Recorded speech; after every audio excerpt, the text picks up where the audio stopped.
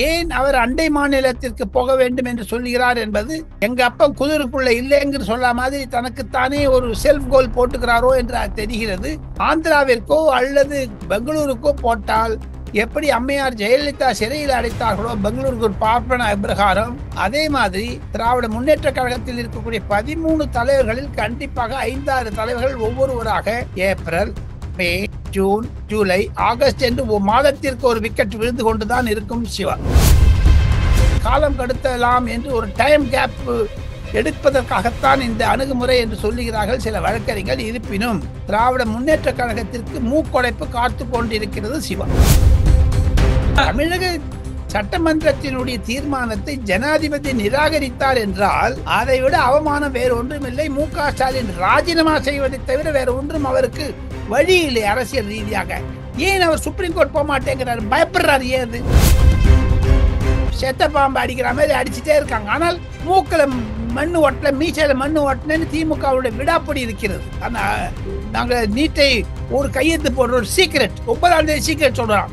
எத்தனை நாளுங்க சீக்கிரட் ஏமாற்ற முடியும் பொதுமக்கள் வாக்காளர்களை? திராவிட முன்னேற்ற கழகத்தினுடைய அந்த பொய் அம்பலமாகிவிட்டது என்று தான் ஐயா மு.க. ஸ்டாலின் நினைப்பாரே. ஆனால் நரேந்திர மோடியை ஏமாற்றி விடலாம் என்று. ஆனால் நரேந்திர மோடி 10 மு.க. ஸ்டாலினை பார்த்தவர் அகில இந்திய ரீதியில் கடந்த 25 வருடங்களாக. காங்கிரஸ் கட்சி என்று ஊதிவிட்ட நரேந்திர மோடி திமுக என்பது ஒரு வெங்காய தொக்குக்கு ஈக்குவலாகத்தான் இருக்கும் நரேந்திர மோடிக்கு என்று பல பாஜகவினர் வர்ணிக்கின்றனர், அமித்ஷா உள்பட. அந்த ரீதியில் பார்த்தால் கண்டிப்பாக நீட் விஷயத்தில் வக்ஃப் போர்டிற்கு இவ்வளவு செய்யக்கூடியவர்கள் வக்ஃப் போர்டு என்று முஸ்லிம்களை ஏன் ஆதரிக்கிறீர்கள் என்று கிறிஸ்துவர்கள் பேச ஆரம்பித்த பிறகு அது ஒரு ஜாதி பிரச்சனை அல்ல, அரசியல் பிரச்சனை அல்ல. என்னை பொறுத்த மட்டில் நில ஆக்கிரமிப்பு பற்றித்தான் ராகுல் காந்தி மிகவும் கவலையுடன் இருக்கிறாரோ என்ற ஒரு சந்தேகத்தை கூட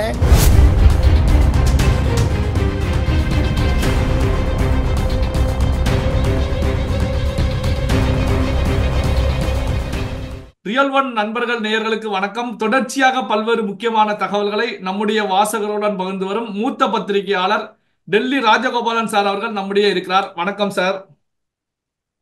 நமஸ்காரம் பா. நமஸ்காரம், வணக்கம் சார். இந்த டாஸ்மாக் ஈடு ரைடு, இந்த டாஸ்மாக் வழக்க சென்னை உயர்நீதிமன்றத்திலிருந்து வேறு மாநில உயர்நீதிமன்றத்துக்கு மாற்ற வேண்டும் அப்படின்னு சொல்லி திமுக தரப்புல சுப்ரீம் கோர்ட்ல மனு தாக்கல் செய்திருக்காங்க.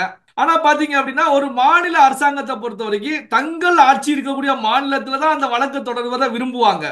ஆனா திமுக அரசாங்கத்தை பொறுத்த வரைக்கும் வேறு மாநிலம் நோக்கி கேட்டிருக்காங்க. இதனுடைய பின்னணி என்னவாக சார் இருக்கும்? திமுகவில் இருக்கக்கூடிய அழுத்தம் பல தலைவர்கள், 13 அமைச்சர்கள், அண்ணாமலை சொன்னது போன்று திராவிட முன்னேற்ற கழகத்தில் 13 அமைச்சர்கள் ஊழல் பேர்வழிகள், ஊழல் லிஸ்டில் இருக்கிறார்கள். என்போர்ஸ்மெண்ட் டைரக்டரேட்டுடைய இருக்கு பிடியில் இருக்கிறார்கள். அந்த 13 பேரில் 8 பேர் திமுகவிற்கு இல்லாதவர்கள். செந்தில் பாலாஜியை போன்றவர்கள் அதிமுகவிலிருந்து வந்தவர்கள். ஆக மொத்தம் வரக்கூடிய நாட்களில் இது மாதிரியான கேஸ்கள் எல்லாம் தமிழகத்தில் இருக்கக்கூடிய அதிகாரிகள் வேண்டாம் என்று முதலமைச்சர் மு.க. ஸ்டாலின் நினைப்பாரே. ஆனால் அது அவர் மீது இருக்கக்கூடிய அவநம்பிக்கையை காண்பிக்கிறது. தமிழகத்தில் இருக்கக்கூடிய அரசாங்கம் தன் அதிகாரிகள் மீது அவநம்பிக்கை இருக்கிறது. இருப்பினும் ஏன் அவர் அண்டை மாநிலத்திற்கு போக வேண்டும் என்று சொல்கிறார் என்பது எங்க அப்பா குதிரைக்குள்ள இல்லைங்கிற சொல்ல மாதிரி தனக்குத்தானே ஒரு செல்ஃப் கோல் போட்டுக்கிறாரோ என்று தெரிகிறது. சுப்ரீம் கோர்ட் இது பற்றி என்ன நிர்ணயம் செய்யும் என்று தெரியவில்லை.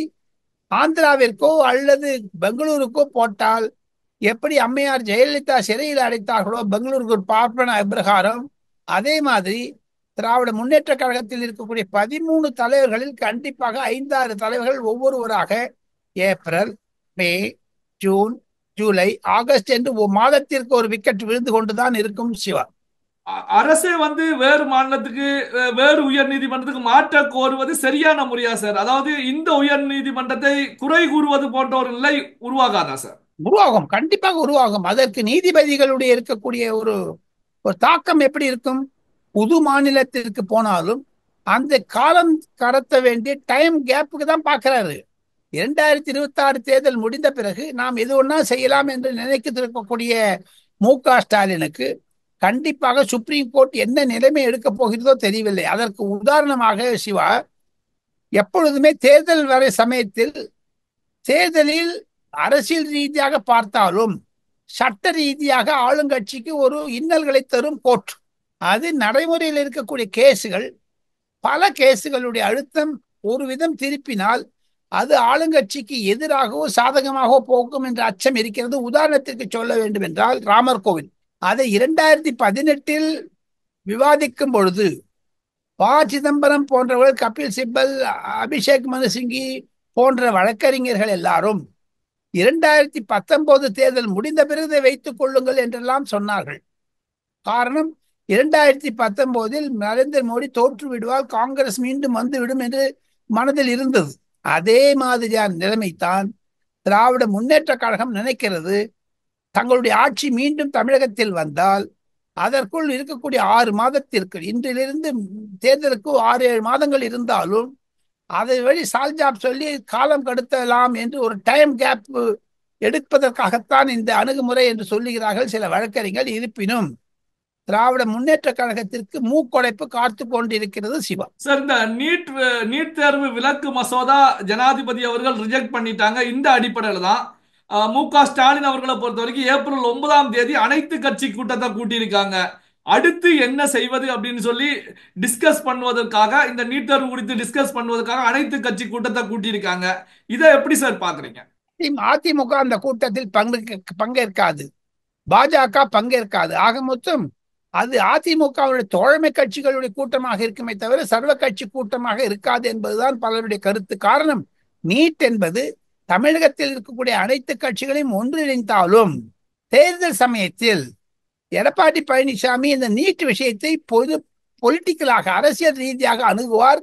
அதனால் தான் எனக்கு கிடைக்கக்கூடிய செய்திகள் 9ஆம் தேதி கூட்டத்திற்கு எடப்பாடி பழனிசாமி போக மாட்டார் என்று தான் எனக்கு கிடைக்கக்கூடிய செய்திகள் தெரிகிறது. அதன் மூலமாக வாக்கெடுப்புகளுக்கும், அதன் மூலமாக பல பெண்மணிகள், இன்று கூட எடப்பாடியாருடைய ட்வீட்டை பார்த்தேன், எடப்பாடி கிராமத்திற்கு அருகே ஒரு மாணவி மறைந்து விட்டதாக, அதற்கான அனுதாபம் செய்ய போகிறார், அவர் செல்ல இருக்கிறார். ஆக மொத்தம் இந்த பொது ஜன அழுத்தத்தை பார்த்தால் திராவிட முன்னேற்ற கழகத்திற்கு, அரசாங்கத்திற்கு மீது இருக்கக்கூடிய வெறுப்பு, அவநம்பிக்கை, அதை மேலும் முசிப்படுத்துவதற்குத்தான் எடப்பாடி பழனிசாமி முயற்சிப்பாரே தவிர அந்த சர்வ கட்சி கூட்டத்தில் கலந்து கொண்டாலும் சரி, வெளிநடப்பு செய்துவிட்டு கண்டிப்பாக அது மத்திய அரசாங்கத்திற்கு ஏற்பத்தான் அது இருக்குமே தவிர ஜனாதிபதி அளவிற்கு சென்று விட்டது. சிவா, தமிழக சட்டமன்றத்தினுடைய தீர்மானத்தை ஜனாதிபதி நிராகரித்தார் என்றால் அதை விட அவமானம் வேறு ஒன்றும் இல்லை. மு.க. ஸ்டாலின் ராஜினாமா செய்வதை தவிர வேற ஒன்றும் அவருக்கு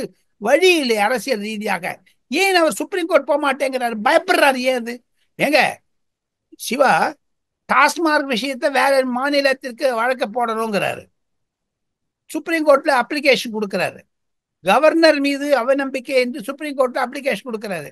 ஐயா மு.க. ஸ்டாலின் அவர்களே, தமிழக இளைஞர்களுடைய ஒரு எதிர்காலத்தை முன்னிட்டு தயவு செய்து தாங்கள் சுப்ரீம் கோர்ட்டுக்கு சென்று நீட் பிரச்சனையை தீர்வு காண வாருங்கள் என்று தான் பல வழக்கறிஞர்கள் அழைக்கிறார்கள். ஆனால் அதை நிராகரிக்கிறார் மு.க. ஸ்டாலின். காரணம், நீதிமன்றத்தில் குட்டு விழுந்தால் ப சிதம்பரத்துடைய மனைவி நளினி சிதம்பரம் கூட சொல்லிவிட்டார், கார்த்திக் சிதம்பரமும் சொல்லிவிட்டார். இது செத்த பாம்பு அடிக்கிற மாதிரி அடிச்சுட்டே இருக்காங்க. ஆனால் மூக்கில மண்ணு ஓட்டல, மீசையில மண்ணு ஓட்டலன்னு திமுகவுடைய விடாப்படி இருக்கிறது. ஆனா நாங்க நீட்டை ஒரு கையெழுத்து போடுற ஒரு சீக்கிரட், 9ஆம் தேதி சீக்கிரட் சொல்றோம். எத்தனை நாளுங்க சீக்கிரட் ஏமாற்ற முடியும் பொதுமக்கள் வாக்காளர்களை? திராவிட முன்னேற்ற கழகத்தினுடைய அந்த பொய் அம்பலமாகிவிட்டது என்று தான் பல வழக்கறிஞர்கள் கருதுகிறார்கள். சிவா, இந்த வக்ஃபு மசோதா விவகாரத்துல திமுக, காங்கிரஸ் உள்ளிட்ட கட்சிகளை பொறுத்த வரைக்கும் சட்ட ரீதியாக அணுக போவதாக, நீதிமன்றத்தை நாட போவதாக தெரிவிச்சிருக்காங்க. சோ இதை எப்படி சார் பாக்குறீங்க? ஏற்கனவே ஜேபிசி வந்தாச்சு, ஜெகதம்பிகா பால் தலைமையில். அந்த ஜேபிசி ரிப்போர்ட் கொடுத்தது. அதற்கு மேல் பாராளுமன்றத்தில், ராஜ்யசபா, லோக்சபாவில் 18 மணி நேரம், 20 மணி நேரம், 25 மணி நேரம் என்று விடிய விடிய விவாதித்தார்கள். அந்த பின்னணியில் பார்த்தால் சிவா, திமுகவும் காங்கிரஸ் கட்சியும் செய்வது ஜனநாயகத்திற்கு விரோதமான செயல் என்று தான் சட்ட வல்லுநர்கள் தெரிவிக்கிறார்கள். காரணம், எல்லாம் பேசியாச்சு, அரைச்சமாவே அரைச்சிட்டு இருக்காங்களே. ஏன் திருப்பி போய் சுப்ரீம் கோர்ட் இதையே சொல்லுவாங்க? என்னென்ன பேசினாங்களோ அதே பேசுவாங்க சுப்ரீம் கோர்ட்ல. கால தாமதத்திற்காகத்தான் செய்கிறார்கள். ஆனால் பாரதிய ஜனதா கட்சியும் அரசியல் ரீதியாக ஏங்க ஒரு அரசியல்வாதி ஒருத்தனுக்கு ஒருத்தன் இன்னொருத்த ஓவர்டேக் எத்தனை இல்லைங்க. ஐயா மு.க. ஸ்டாலின் நினைப்பாரே ஆனால் நரேந்திர மோடியை ஏமாற்றி விடலாம் என்று. ஆனால் நரேந்திர மோடி 10 மு.க. ஸ்டாலினை பார்த்தவர் அகில இந்திய ரீதியில் கடந்த 25 வருடங்களாக. காங்கிரஸ் கட்சி என்று ஊதிவிட்ட நரேந்திர மோடி திமுக என்பது ஒரு வெங்காய தொக்குக்கு ஈக்குவலாகத்தான் இருக்கும் நரேந்திர மோடிக்கு என்று பல பாஜகவினர் வர்ணிக்கின்றனர், அமித்ஷா உள்பட. அதை அந்த ரீதியில் பார்த்தால் கண்டிப்பாக நீட் விஷயத்தில் மாபெரும் தோல்வியைத்தான் கண்ணுவார்கள். காரணம் சுப்ரீம் கோர்ட் தன்னுடைய ஜட்ஜ்மெண்ட்டுக்கு எதிர்த்தாக போக மாட்டாங்க. இந்த வக்ஃபு மசோதா விவாதத்துல காங்கிரஸ் கட்சியுடைய ராகுல் காந்தி, பிரியங்கா காந்தி கலந்துக்கிடல. இத பாத்தீங்கன்னா சர்ச்சையாகி இருக்கிறது. எஸ்டிபிஐ கட்சி கூட கண்டனம் தெரிவிச்சிருக்காங்க. என்ன காரணத்துக்காக இந்த மசோதா விவாதத்துல ராகுல் காந்தி, பிரியங்கா காந்தி கலந்துக்கல அப்படிங்கறத தெளிவுபடுத்தணும் அப்படின்னு சொல்லி தெரிவிச்சிருக்காங்க. இவங்க கலந்துக்காதற்கான பின்னணி காரணம் என்ன சார்? கிறிஸ்தவர்கள் பாஜகவினர் போனதுதான். உங்களுக்கு ஸ்ட்ரெயிட் ஆன்சர் ஒண்ணுன்னா அதுதான். காங்கிரஸ் நினைத்தது ஜன ஒரு கேரளாவில் வயநாடு எம்பியை மூடிட்டு இருக்காங்க. ஏன் ராகுல் காந்தி ராஜ்யசபாவிலும் சரி, அம்மையார் சோனியா காந்தியும் சரி, பிரியங்கா காந்தியும் சரி, ராகுல் காந்தியும் சரி ஏன் பேசவில்லை? எஸ்டிபிஐ கட்சியை விடுங்கள், முஸ்லீம் லீக் கூட தகராறு, காங்கிரஸ்காரனுக்கே தகராறு. பல காங்கிரஸ்காரர்கள் ராஜினாமா செய்து விட்டார்கள் கேரள காங்கிரஸில் இருந்து. காரணம், கேரள காங்கிரஸ் இப்பொழுது இந்துத்துவாவை முன்னணி நிறுத்துவதற்காகத்தான் கம்யூனிஸ்ட், மார்க்சிஸ்ட் உள்பட நான் சொல்லுகிறேன்.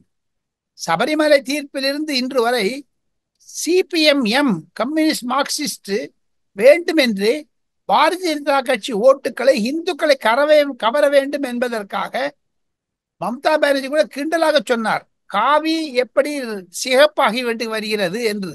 அதாவது பாஜக சிபிஎம் அணுகுமுறையை தழுவிக்கொண்டு வருகிறது என்று கேரளாவில் மட்டும். அதைத்தான் பின்னாரை விஜயனும் சரி, பிரகாஷ் கராத்தும் சரி, மதுரையில் நடந்து கொண்டிருக்கக்கூடிய காங்கிரஸ், அதாவது கம்யூனிஸ்ட் கட்சியினுடைய பொதுக்குழு கூட்டத்திற்கு அவர்களால் பதில் சொல்ல முடியாமல் போகிவிட்டது. காங்கிரஸ் ஒரு பலு சுமை என்று, எக்ஸ்ட்ரா லக்கேஜ் என்று சொல்லுகிறார்கள். இருப்பினும் பிரகாஷ் கராத் ஒரு நீதியை கொண்டு கேரளாவில் இருக்கக்கூடிய அணுகுமுறைகள் எல்லாம் பார்த்தால் காங்கிரசிற்கு இது ஒரு மாபெரும் மூக்கு உடைப்பு என்று தான் சொல்லுகிறார்கள்.